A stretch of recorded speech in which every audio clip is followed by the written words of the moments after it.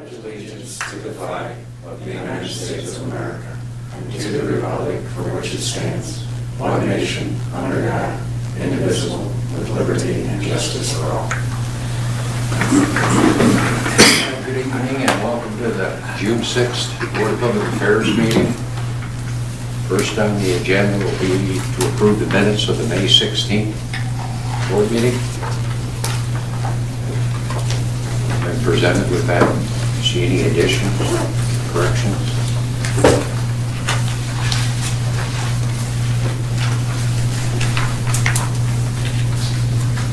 Seeing none, I make a motion to approve the minutes from the May 16th, 2023 meeting. I'll second. Annette? Yes. Dick? Yes. Jim? Yes. Karen? Yes. Tom? Yes. Next on the agenda is a hearing of public concerns. Make sure you ain't got your hand raised, John. Oh, no, I'm just scratching my bald head. Sorry. Problem. Seeing none, we'll move on. Next on the agenda is a request to reclassify an electric department employee. Jackie? Good evening, everyone. This evening we bring to you a request to reclassify Derek Wyrick from a probationary line worker 2 to a probationary line worker 3. Derek has completed his 1 year of employment. He was hired in as a line worker 2. He had 7 years of experience when he came to us. He had successfully completed 3 years of the line worker training and already held his certification through Northwest Lineman's College. So today, to move him to a 3, they completed a performance evaluation, and he has shown that he is able to complete all the necessary essential functions of a line worker 3. He started rotation within the first 7 months of his hire date and has proven to be a great asset to the electric team. So now he has to serve another 6 months for the contract as a line worker 3, their probationary status. So that's why that is that way.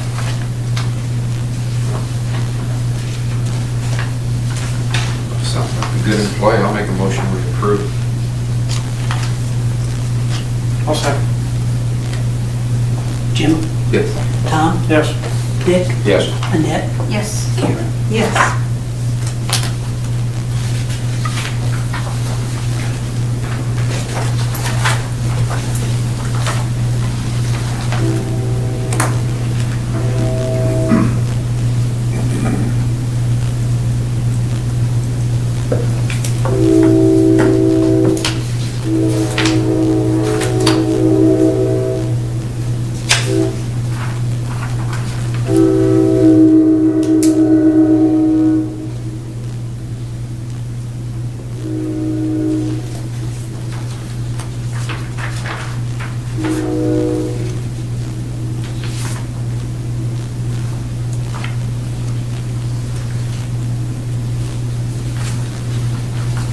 Next on the agenda will be a request to hire a utilities office employee.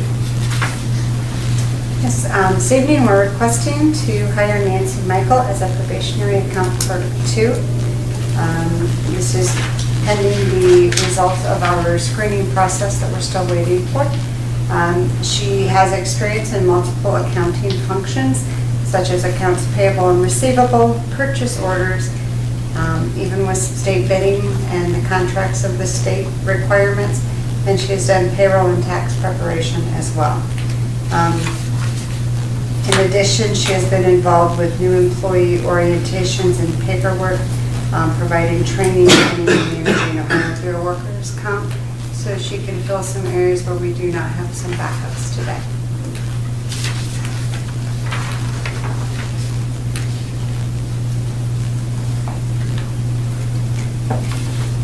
She got some experience that we could Yes, use. exactly. I'll make a motion to approve Nancy Michael as accounting and account clerk 3, or 2, probationary. See, I want to move her up already. I'll So second. appreciate it. Karen? Yes. Dick? Yes. Jim? Yes. Annette? Yes. Tom? Yes. Thank you. Thanks, Jackie.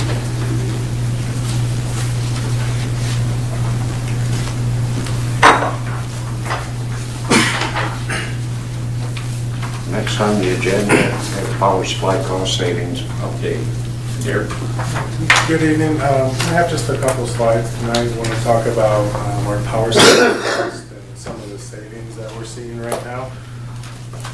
So the first thing we want to talk about is the power supply cost adjustment, or the PSCA. And this is a monthly calculation that is done. And what this does, it reflects the difference between actual power cost and the base cost of power that's built into the electric rates. So your base cost is going to be your actual costs, which are our contracts for power resources through AMP or our purchase power agreements. And then also the O&M expenses for our own generation facility. So those are your actual costs. So again, each month, the costs are analyzed and calculated, and then they're compared against the over and under of the sales data for that month. And then that adjustment is calculated. We then send it to John Courtney, who reviews it, and then he helps us determine what that means. So right now, on our monthly AMP invoice, we've got several different things going on with some credits and adjustments. Most of these we've already talked about in previous meetings, but we'll just go through them again. Peak shaving, the AEP metering issue, Winter Storm Elliott, rec sales, and then some swap transactions. So the first one to talk about is the peak shaving efforts. This would be from 21 and 22. These are our assets that are peak shaving, our power plant. You can see there the transmission and the capacity savings I broke down, but for a total it's around $375,000. Our solar field, again, transmission and capacity are broke down, but the monthly total is about $13,000. And then for the Auglaize plant, that total per month is about $36,000. So in total, from our peak shaving efforts for 21 and 22 timeframe, we're saving almost $425,000 a month. The AEP metering issue settlement, this was approved through Resolution 1, 2023, back in January. What this was the participants of AMP's OMEG group were overbilled. We did receive just a little over $1 million. And by that resolution, that was to be applied to the PSCA for a 12-month period. So you break that down, we're seeing a credit of about $87,000 a month on our AMP bill, which we'll see through the end of the year. Winter Storm Elliott, we've talked about this a couple times, but December 23rd and 24th, that was the PGM demand response and maximum generation emergency event. So we've started to get capacity performance credits from the projects that we're involved in for AFEC and Green Up, JV5, Prairie State, and Meldal.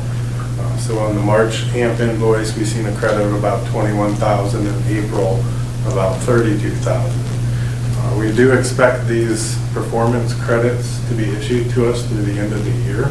So we'll see numbers similar to those for the rest of the year as a credit.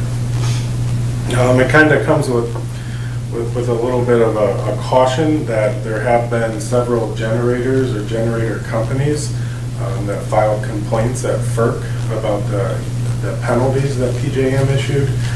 They issued those penalties for generation that didn't operate during that time. So there was complaints filed about those penalties. If those complaints are successful, it could result in some resettlements or of the penalties and the bonuses. Generators, including AMP generators, there is a risk of potential clawback of those bonuses that we see there, like in March and April, and what we'll see through the rest of the year. That final FERC decision, though, could be months or years away. It's something to kind of watch and pay attention to as we move forward. our own generation on December 23rd and 24th. The market sales were just over $1 a kilowatt hour. So you can see that reduced our bill by about $732,000. And that was power that we sold to the market, so that can't be clawed back from us. But just in comparison, our total AMP bill there that was payable in January was $358,000. They're normally close to $1 million a month.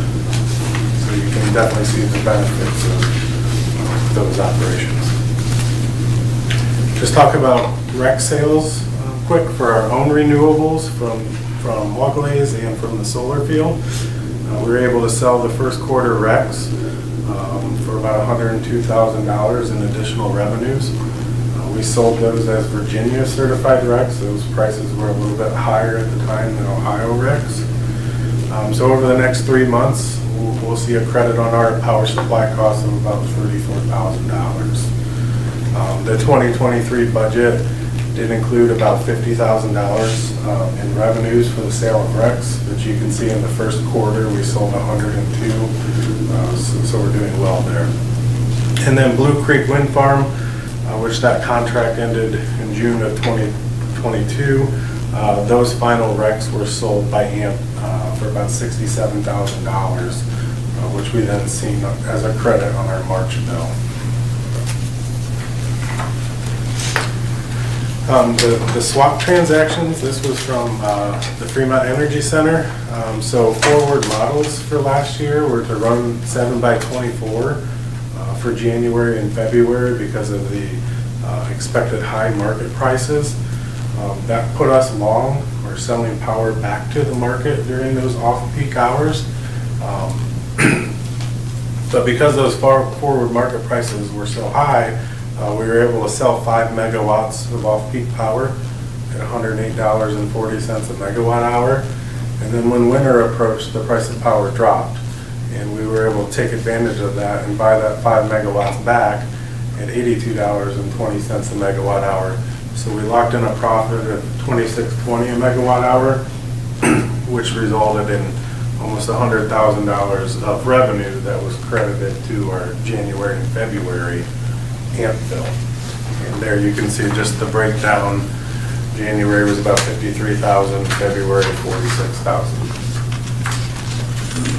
So I want to go back to the power supply cost adjustment and kind of what all those credits and adjustments mean. And again, it reflects the difference between actual power cost and base power.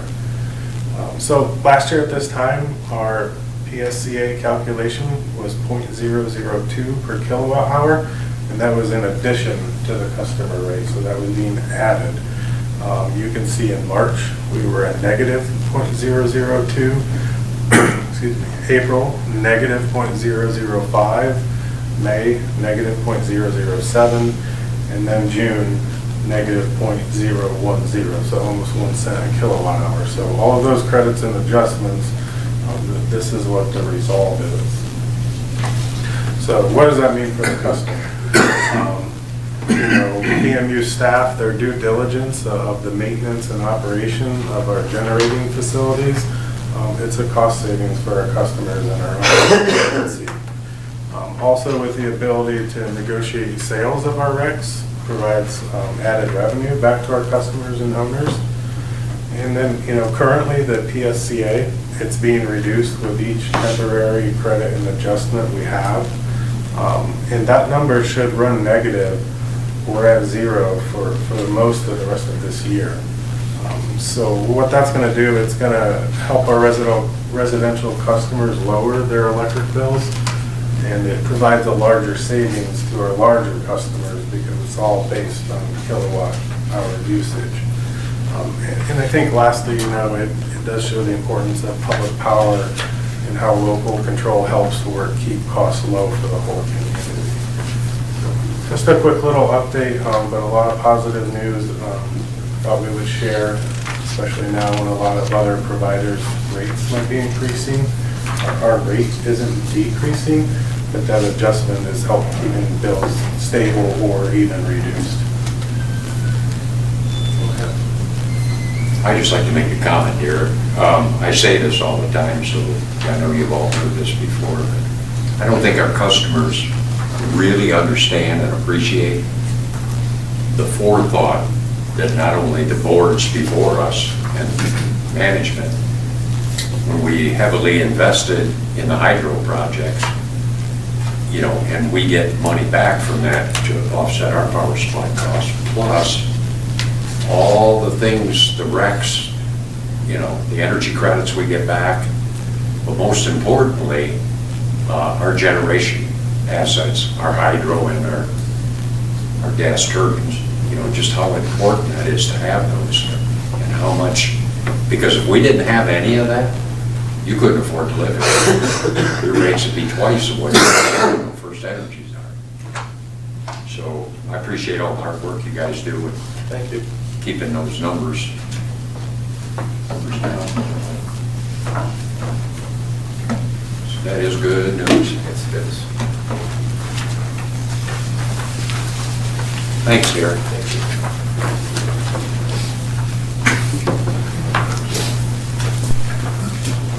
Next on the agenda is a motion to pay the bills. I'll make a motion that we pay the bills. I will second it. Jim? Yes. Annette, Yes. Dick, Yes. Karen, Yes. and Tom. Yes. Next on the agenda will be comments from BPA and staff. Start, Jackie, all the way to back. Nothing? Press? Pass, thanks. Okay. Mr. Sprow. Yeah, thanks to Derek for the update on the power supply cost savings. Informative. I mean, we need to review that every year because I think we forget about all the things that go into that and how they affect our customers and our ratepayers. Congratulations to Derek Wyrick on his reclassification, and welcome to Nancy and Michael to the BMU team. Ms. Ford. Yes, I wanted to say also the power supply presentation was very interesting. Good to see all of that information and how it does impact everyone in the community. So it's something really good, and want to see more of it as time goes on, as it is impacting us and making a difference in our lives. So thanks for that, and if you want to welcome to the group Nancy and to Derek, or I'm sorry, I don't lose his name, I think it's Derek. Yeah, power plant. Congratulations on his step up, and that's it. Karen, Annette?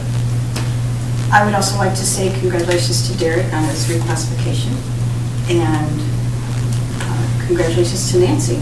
Welcome.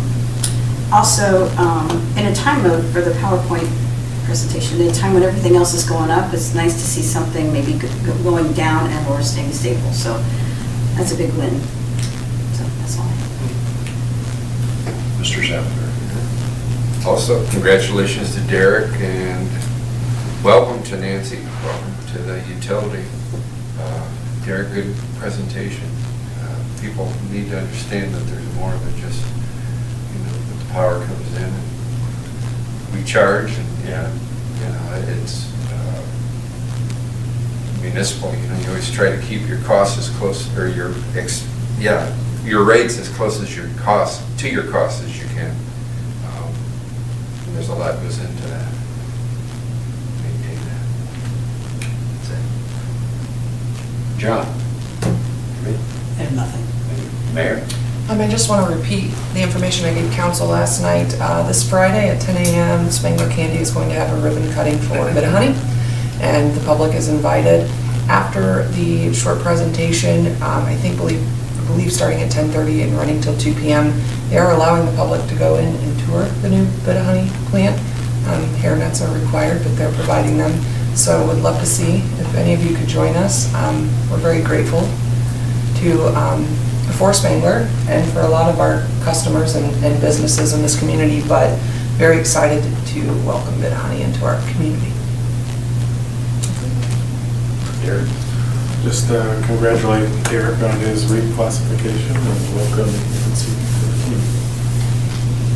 And I'd like to echo the same. Great presentation, Derek. Thanks for making everybody understand what the hard work that goes into keeping the power supply costs down. That's the ultimate goal. Welcome Nancy to the team, and thanks Derek for his promotion. That's about all I have. With that, oh, John, I'm sorry. Yeah, no. You're hiding behind the box, and I'm sorry. Yeah, no, I was scratching my head before, and I'm just a false negative all day long. One of the things that I think is important of what Derek just presented is, I don't know if we're doing anything publicly, but perhaps it might be worth entertaining for the city to do more publicly, and that is to let people know in a very simple, straightforward manner what local control does when you juxtapose, and I assume most everyone in here knows what's going on around us. There are substantial rate increases from 25 to 50% increases in the costs of people and their utility bills. That is not happening in Bryan, Ohio. I think that's something that maybe not beat our chest about, but I think it needs a shout out to BMU and for people in the city of Bryan to understand that if you lived 40 miles from here, you're now making choices if you want a 25 or a 50% hike in your electric bill. So thank you, Derek, but I would like to just, that's the only thing I really want to do, is to say if there's something, I'd be willing to help out. Somehow if we could kind of like put that out in a simplistic form that, hey, look what's going on locally, this is what local control does, might be worth. That's a great idea, John. It's a great idea. That's the advantage of a public power. Yeah.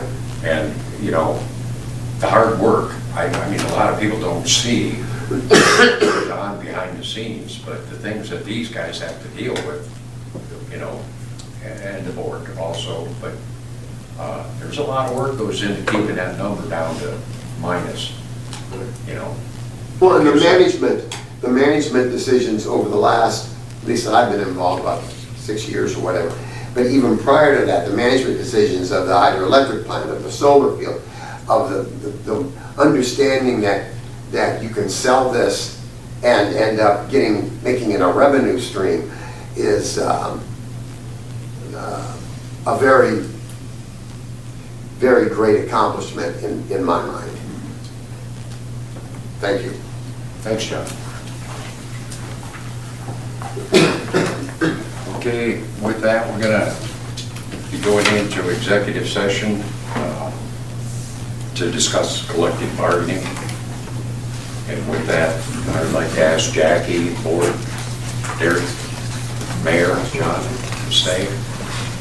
And with that, we'll take a short recess before we convene. Thank you. Is it possible to get that presentation emailed?